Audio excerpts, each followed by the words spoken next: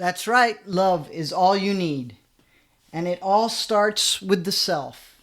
I'm Gibran Cuevas, and I'm here to feed your soul, raise your vibration, elevate your consciousness, to remind you of your worth and that you are loved.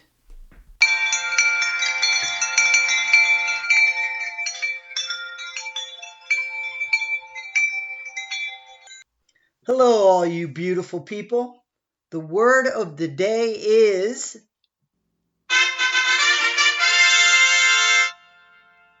time. And how appropriate to speak about time with the new year. I hope everybody had a wonderful holiday season. I personally took a little vacation time off and went to Florida to visit family and friends. The old year is over and the new year has begun. Time waits for no man. For some people, the holidays are a tough time, but even then, time passes. According to Leo Tolstoy, from War and Peace, the two most powerful warriors are patience and time. And speaking of two warriors, I have an excerpt from Dr. MYLES, MUNROE, and Les Brown on how to reboot your life for the new year. I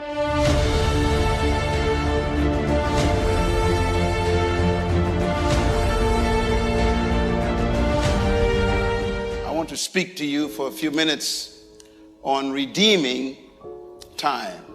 We are about to lose a year. It's finished. It's gone. And I want to leave a few thoughts with you to go forward. I want to focus on the 10 keys to maximizing and redeeming time. Please write this statement down. It may be a good place to start.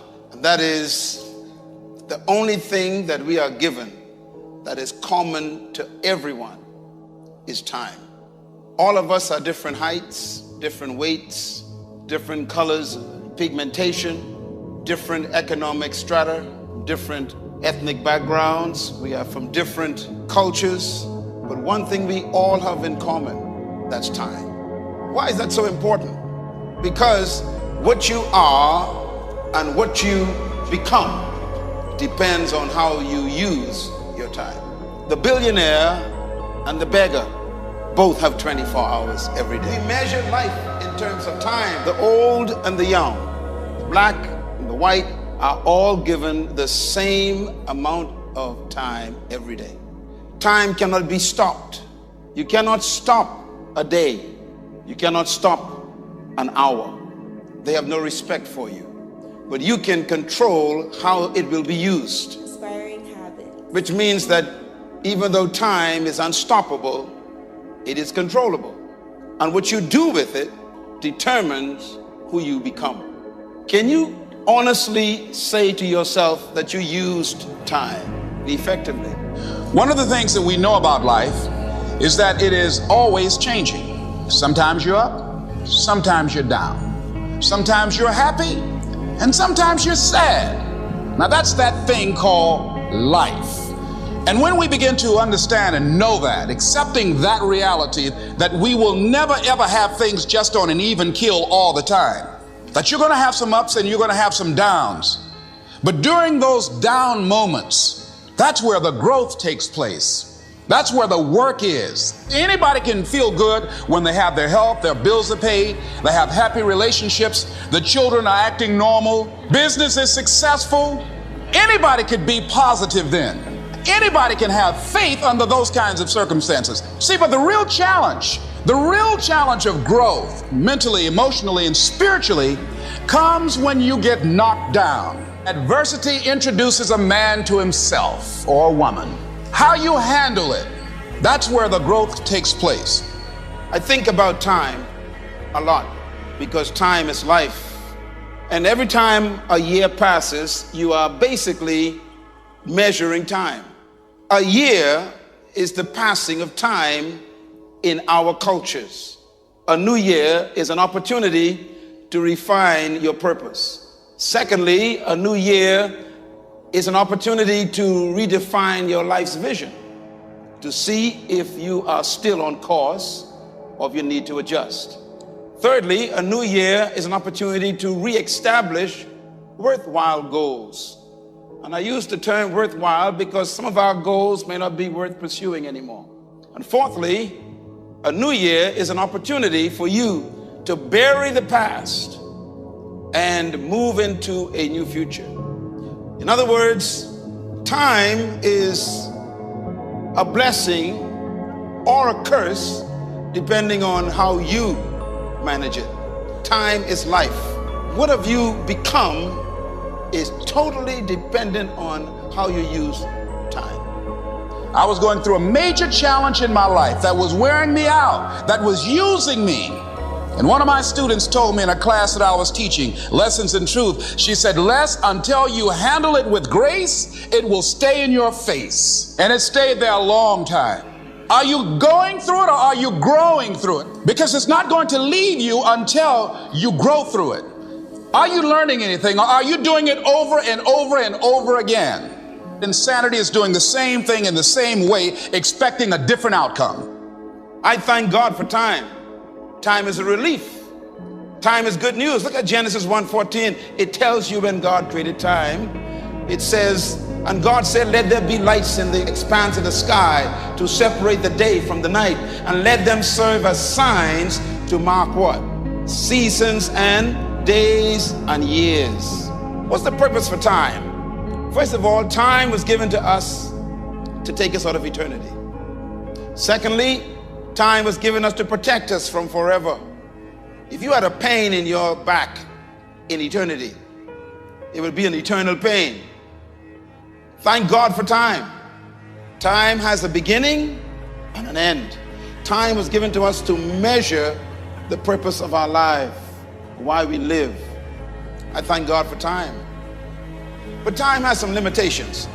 God says, look, when I gave you birth, I hired you to do something, and I got a certain period for you to do it in, and you can't exceed that. Time is determined. I like this one, Psalm 90 verse 12, read. So teach us to number our days, that we may apply our hearts unto wisdom. In other words, let me know how long and how much I have to do so I can use my days effectively. Ecclesiastes 8 verse 6, for there is a proper time and a procedure for every matter under heaven. In other words, there's a proper way and time to do everything. Whatever you've been through, you can now say it was last year. Tell your neighbor, I was broke last year. The next thing that is important is that expect things to get better for you, because they are. See, life is cyclic. You're not, whatever experience you're having right now, it has not come to stay. It has come to pass. Not to stay, just to pass. It's just going through. The biggest challenge is to know what's happening. This is a part of this thing we call life. This too shall pass. And maintaining perspective, putting it in perspective. How do we get stuck? A friend of mine working on a job, loved the company very much, expected to retire there. And one day they called him in the office, asked him for his badge and identification, told him he was fired and he had to leave then. He was devastated. And if you came anywhere near him, he will tell you his story, as we all have stories. Even when he got a job, he went on the job telling anybody who would listen how they fired him unjustly. And he always ended with, it wasn't fair. Life isn't fair. It's not fair that birds eat worms, and they do. In other words, whatever happened in the past separates you from the future. That's how good time is. I used to be sick. That was yesterday. Health is on the way. Time separates your past from your present and your future, because time protects us from living in a permanent condition. You won't be a divorcee all your life. Time will prove that. You won't hurt with grief all your life. You won't be sitting around because that man didn't marry you. Where there's a will, there's a way. There's another man on the way with a fantastic life, with plenty more money than the one you was trying to get. Time will sort this out. You know, when you go into a service station to get gas, you don't go in there and just start pumping. When you push the lever up, it clears the previous bill. By the same token, if you want to begin to move, you've got to clear your mind of all the unnecessary luggage and baggage that's weighing us down. All of us have experienced some tragedy, and if we haven't, we will. Sometimes your life will be in a slump, and you can either let it destroy your life or you can build upon it. I'm not going to let this destroy. You can permit it to let it hold you down, or you can decide, I'm not going to let that happen to me. I'm bigger than this. I don't care how good you are. I don't care how talented you are. I don't care how much you work on yourself. There are some times when things aren't going to go right. There are times when anything that can happen will happen. Make a declaration to yourself. Declare all out war that you're going to get out of this rut. I suggest to you that if you are facing a challenge, don't stop. Stay busy. Work your plan. Continue to do those things that you know that work for you after you have evaluated yourself in the situation. Sometimes you have to back up and go within and pray and meditate and recharge your batteries. Go away, clear your head, and then come back and look at it from a different vantage point. Nothing is permanent in time. Make a note of this one, please, and this is very important. Time is the only commodity on earth given equally to every human being. We don't possess the same amount of money. We possess the same amount of time. So the key to life is what you become in life is determined by how you use the time you have, and that's why we use terms like spending time. Time is a currency. Every human has the same amount every day, and time, like currency, must be spent. Time is used to buy life. So whatever you are, you spend your time buying it. Even if you're broke, you use your time to become broke. You see, time determines everything. If your marriage is under stress, it's because you haven't used your time in your marriage properly. Time is so powerful that whatever you invest your time in, you become. You got one new year about to start. My question is, what you going to do with the next 12 months? What are you going to look like? What are you going to have or not have? There are some people in your life you need to drop. In other words, time gives you time to change relationships. I put it to you, friends, that you can actually treat time just like money. Write this down. You can have time stolen. How many of you sat with people for 2 hours? When you was finished, you wasn't sure what happened.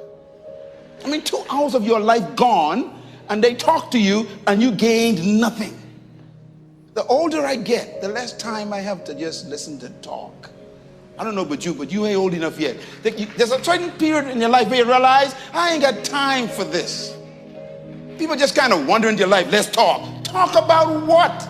Next thing is that you've got to activate the thinker in you. Don't stop. Don't allow your emotions to control you. We are emotional, but you want to begin to discipline your emotion. Your mind goes on automatic. You know, weeds don't have to have any encouragement to grow. You don't have to water them. They don't have to get sunshine. They don't have to have fertile ground. They will grow through the cracks of a sidewalk. But if you want to grow orchids or roses or any kind of exotic flowers, there are special processes and procedures you must go through. Well, by the same token, you don't have to force yourself or motivate yourself to think negatively, to be depressed, to hate somebody, to want revenge, to want to get back at somebody, to beat yourself up over the head, to feel loaded with guilt. You don't have to make any effort to do that. Your mind is on automatic. It will do that by itself. But if you want to begin to move into your own personal greatness, if you want to begin to really enjoy a happy, successful, healthy life, you've got to be willing to go against the tide. You've got to be willing to harness your will and say, in spite of this, I'm in control here. You have got to make a declaration that this is what you stand for. You're standing up for your dreams. You're standing up for peace of mind. You're standing up for health. You want it, and you're going to go all out to have it. It's not going to be easy. You've got to make those kind of declarations to yourself. I'm unstoppable. This will not get me down. The challenges of life. Write this down. Time can be what? Abused. Time can also be lost. Forget about what you didn't accomplish. Don't be your own depression. It's okay to look at the past. Last scripture, a verse you never saw before, John 7 verse 9. Let's read it together. Therefore, Jesus said, the right time for me has not yet come. But for you people, any time is right. He had a sense of time. And then he says what? The world cannot hate you, but it has hated me because I testify of what it does is evil. You go to the feast. Go ahead. He says, go to the party. I am not yet going up to this feast because for me, the right time has not yet come. There's some things you ain't supposed to do yet. And some folks want you to go and do it now. If you know God's will and you document God's vision for your life, it'll also control how you pace your life. If I knew better, I put this at your feet, young man. I would have done better. Sir, young woman, mother, father, I beg you, single woman, single man, let this be the last year you waste. The devil's greatest weapon to a disciplined woman and man is distraction. He distracts you to do things that you ain't supposed to be doing, even though they're good. Matter of fact, the enemy of doing the right is doing a good thing. Not everything is good, it's right. Definitely some good pointers. Time has been poetically depicted as a relentless thief, scientifically explained as the fourth dimension, and practically seen as a valuable and limited resource. It is one of the biggest riddles of the universe. The truth is, our decisions and actions define whether it is our enemy or our ally. Taking control of our time means living our own life, not someone else's, and getting the most of it. And now I leave you with a song.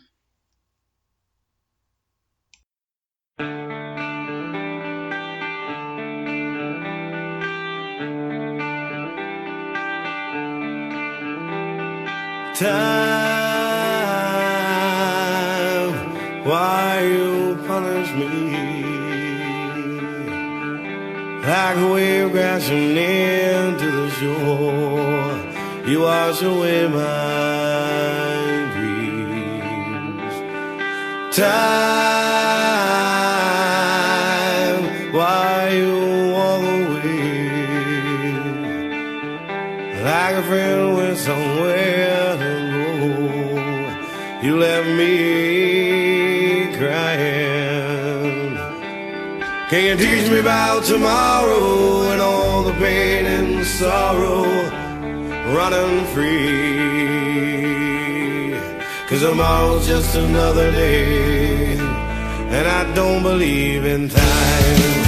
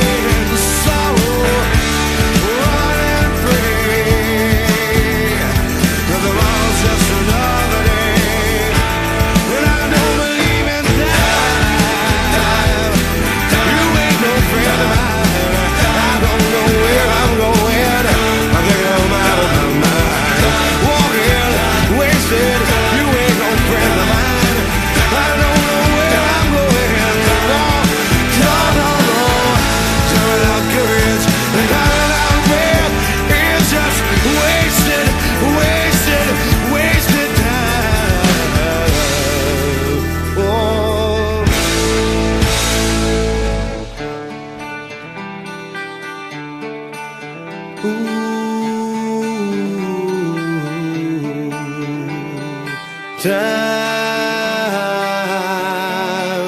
why you punish me?